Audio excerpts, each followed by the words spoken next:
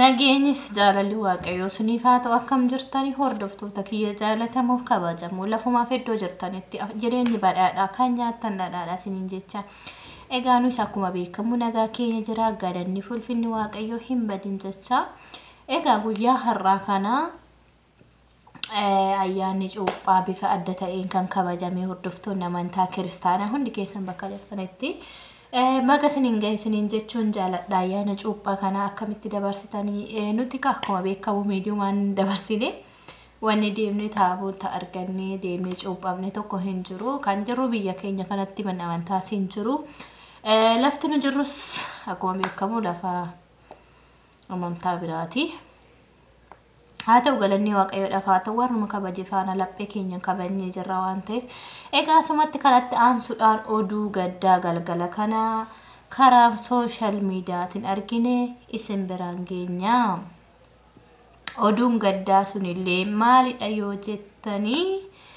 galgala kana TikTokin akka Ameerikaatti dhaabbanni Ameerikaa TikTokii dhaabee jira TikTokin du'eera awwaalamee jira sababa kan sababeeffachuudhaan namoonni tokko boo'icha gadda gara malee itti dhagahamu dhageechisanii jiru jechaadha egaa nuti si gadda isaanii san waliin qooddachuudhaaf karaa kanaan dhufnee jirra gabaasa keenya hamma dhumaa nu faana turaa siniin jenna asitti aansuudhaanii nuti TikTokin dura warra Ameerikaa bicharra cufamaa jedhamee ture nuti hoo maali balleessan keenya maal balleessineeti kara keenya kana nuraa cufanii kan jedhu gaafiidhaanaa fi mee yaada kanarratti namoonni ibsa gahaa qabdan nuuf qooda biyaasi beekamu TikTokin akka addunyaatti dhaabbachaa jira dura Itoophiyaa biyyoota biraatirra dhaabbatu Ameerikaa qofa jedhamee ture garuu amma nullee warra Saudi keessa jiru nurra dhaabbatee jira jechaadha gadda guddaatu nutti dhagahame TikTokin nurra dhaabbachuudha fi TikTokin akka beekamutti hospitaala Amaanu'eeliiti jechaadha maaliif hospitaala Amaanu'eelii jedhame jettanii yaaduun keessan naafu achirratti ani maalifan akkas jedhe beektu xeenaanis fayyaanis fayya dhabeessachitti yaalama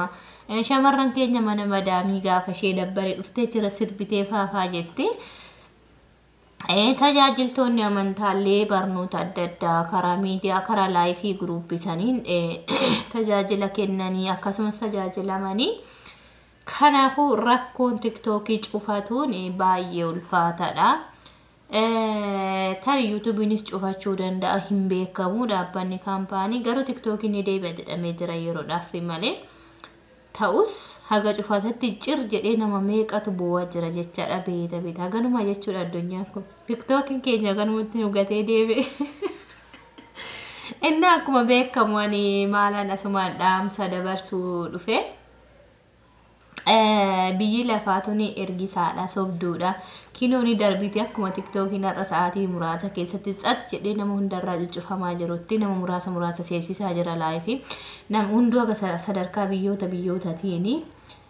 bira gahaa fi warra Suudillee amma dhaabbatee jira asirratti maal jechuun barbaade hundi keessan nu guyyaan dhufaati gooftalee tasuma akkatti dhuftee qalam nama waan gootuuf gaabbii galaa Kiristoositti sun amaniin akka biyya lafaa kanarraan deemne hundi keessanuu dhaamsa kooti asumaan immoo dhaamsi asinii qabu YouTubii keenya saabskiraayibii nuuf godhaa karaa TikTokii warra nu hordoftanii karaa kanaan koottaa asinii